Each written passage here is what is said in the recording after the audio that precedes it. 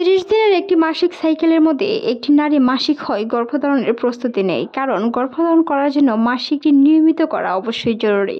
সেই সাথে সাথে মাসিকটি নিয়মিত করার সাথে সাথে সহবাসীরও নির্দিষ্ট সময় অবশ্যই বেছে নিতে হবে। তবে ওভ্যুলেশনের পর আপনার গর্ভধারণটি হয়েছে কিনা সেই বিষয়টি নিশ্চিত করতে অবশ্যই আপনাকে কিছু লক্ষণ প্রকাশ পেতে হবে। তারই মধ্যে একটি লক্ষণ হলো শরীর ক্লান্ততা।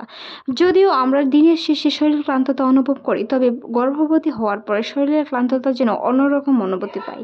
একজন সুস্থ মানুষের তুলনায় একজন গর্ভবতী মানুষের রুটিনটা ভিন্ন হয়ে থাকে। তার মধ্যে আরও একটি লক্ষণ হলো বমি বমি ভাব। বমি বমি ভাব হওয়াটা গর্ভবতী মহিলাদের একটি কমন সমস্যা, সেটি মর্নিং সিকনেস। তবে মর্নিং সিকনেস ছাড়াও যে কোনো সময় আপনার যে কোনো খাবারের প্রতি অনীহা আসতে পারে, আর সেটি হচ্ছে গর্ভধারণের প্রথম লক্ষণ। গর্ভধারণ প্রথম লক্ষণের মধ্যে আরও একটি লক্ষণ প্রকাশ পায় শরীরের তাপমাত্রা বৃদ্ধি। আপনার শরীরের তাপমাত্রা প্রতি মাসের তুলনায় সেই মাসে অবশ্যই কিছু তাপমাত্রা বৃদ্ধি পাবে। শরীরে উচ্চ তাপমাত্রা, গরম বেশি লাগবে, এমনকি শরীরের উচ্চ তাপমাত্রার মধ্যে কোনো কিছুই খাবারের গন্ধ অনীহা সহ্য করা যাবে না।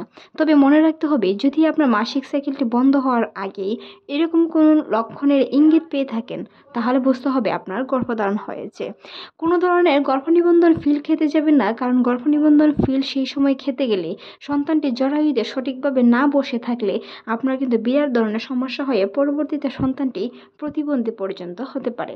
তাই সেই অবস্থায় অবশ্যই এই লক্ষণগুলো দেখলে মাসিকের ডেট পর্যন্ত অপেক্ষা করে পরবর্তীতে প্রেগনেন্সি কিট এনে টেস্ট করে দেখতে হবে আপনি গর্ভবতী কিনা। অনেকেই আছেন গর্ভনিবন্ধন ফিল খেতে খেতে প্রেগনেন্ট হয়ে যান, তবে সেই বিষয়গুলো আপনাদের খেয়াল থাকে না। সেই বিষয়গুলো খেয়াল না থাকার কারণে পরবর্তী শিশুর বিরাট ধরনের ক্ষতি হয়, যেটি সময়ের আগে শিশু জন্মগ্রহণ করতে পারে, এমনকি আনমেচিওর শিশু জন্মগ্রহণ করতে পারে। প্রিমেচিওর শিশু জন্মগ্রহণ করার ক্ষেত্রে সেই বিষয়গুলো অবশ্যই পদক্ষেপ রাখতে হবে। মনে রাখবেন, কোনো ধরনের ওষুধ যদি খেয়ে থাকেন, তবে সেই ভাবগুলোর মধ্যে এই লক্ষণগুলো আপনার প্রকাশ পেয়ে থাকে, তাহলে অবশ্যই এগুলো এড়িয়ে চলতে হবে। যদি গর্ভধারণ না করতে চান, তাহলে অবশ্যই আপনাকে গর্ভনিবন্ধন পিলটি প্রতিনিয়ত খেয়ে যেতে হবে, যেন আপনার গর্ভধারণ না হয়। যদি গর্ভধারণ হয়ে থাকে আর এই লক্ষণগুলো প্রকাশ পায়, তবে আপনাকে বুঝতে হবে গর্ভধারণ হয়েছে। ওভ্যুলেশনের পরপরই গর্ভধারণের লক্ষণগুলো প্রকাশ না পেলেও মাসিকের বন্ধ হওয়ার অন্ততপক্ষে 1 সপ্তাহ আগে সেই লক্ষণগুলো অবশ্যই প্রকাশ পেয়ে থাকে। যদি আপনার মাসিকটি বন্ধ হয়ে যায়, মাসিকের পরবর্তী তারিখ বন্ধ হয়ে গিয়ে অন্ততপক্ষে 15 দিন চলে যায়, তাহলে অবশ্যই আপনার গ্লোবিন টেস্ট করে দেখতে পারেন, কিংবা প্রেগনেন্সি টেস্ট কিট করে দেখতে পারেন আপনি প্রেগনেন্ট কিনা। সেই বিষয়গুলো খেয়াল রাখার ক্ষেত্রে আরও একটি লক্ষণ প্রকাশ পায়। সেই লক্ষণটি হলো তলপেটে ব্যথা। তলপেটে ব্যথা অনেকেই অনুভব করে থাকেন, তবে সেটি মাসিকের ব্যথার মতো না। মাসিকের ব্যথাটি কোমরের সাইড দিয়ে একটি কোণায় হতে পারে, তবে গর্ভধারণের পর যে ব্যথাটি হয়ে থাকে সেই ব্যথাটি তলপেটের ঠিক একটি কোণায় প্রচুর পরিমাণে ব্যথা হতে পারে।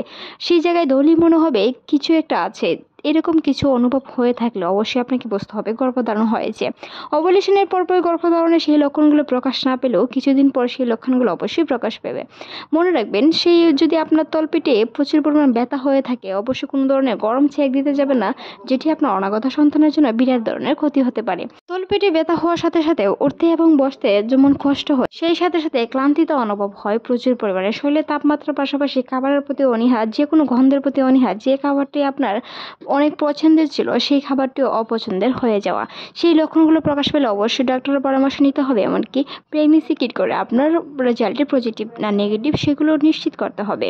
অনেকেই মনে করেন গর্ভধারণের 1 থেকে 2 মাস পরে বা 15 দিন 20 দিন গেলেও অথবা বাচ্চা নড়াচড়া টের পাওয়া যায়। আসলে কি তাই?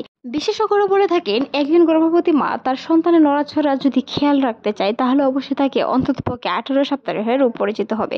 18 সপ্তাহের উপরে যাওয়ার পরে সেই গর্ভবতী মা তার সন্তানের কিছু অনুভব খেয়াল রাখতে পারেন। তার আগে অন্ততপক্ষে আপনাকে 3 মাস পর্যন্ত অপেক্ষা করতে হবে সেই সন্তানের নড়াচড়ার জন্য। আর তারই আগে আপনার বাচ্চার হার্টবিট কিংবা বাচ্চা সুস্থ আছে কিনা সেই বিষয়গুলো ডক্টরের সাথে কথা বলে অবশ্যই নিশ্চিত হতে পারেন। তবে গর্ভধারণের কিছু কিছু লক্ষণের মধ্যে আরও একটি লক্ষণ প্রকাশ পায়, তলপেটে ব্যথা হওয়ার সাথে সাথে সাদা স্রাব যাওয়া।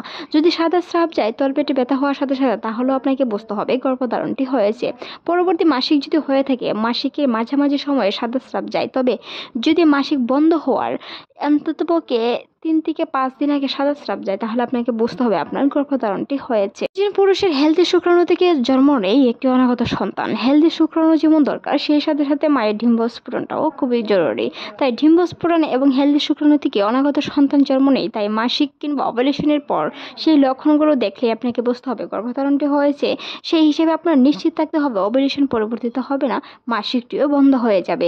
তবে যদি হালকা সাদা খয়েরি ধরনের স্রাব যায়, তাহলে সেই বিষয়টিকে আপনাকে অনিশ্চিত রাখতে হবে। পরবর্তীতে মাসিকটি হতে পারে। যদি খয়েরি বর্ণের স্রাব যায়, গর্ভধারণ না হওয়ার সম্ভাবনাই অনেকটাই বেশি, কারণ খয়েরি ধরনের স্রাব গেলে পরবর্তী মাসিকটি হবে। সেটি আপনাকে নিশ্চিত রাখতে হবে। যদি একদম সাদা স্রাব যায়, অ্যামনিওটিক তরল কিছুটা ডিমের সাদা অংশের মতো, তাহলে আপনাকে বুঝতে হবে পরবর্তী মাসিকটি বন্ধ হয়ে আপনার গর্ভধারণ হতে চলেছে।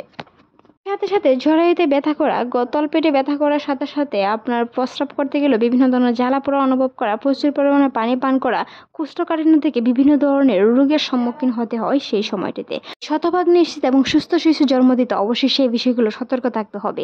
এতক্ষণ ভিডিওটি দেখার জন্য অসংখ্য ধন্যবাদ।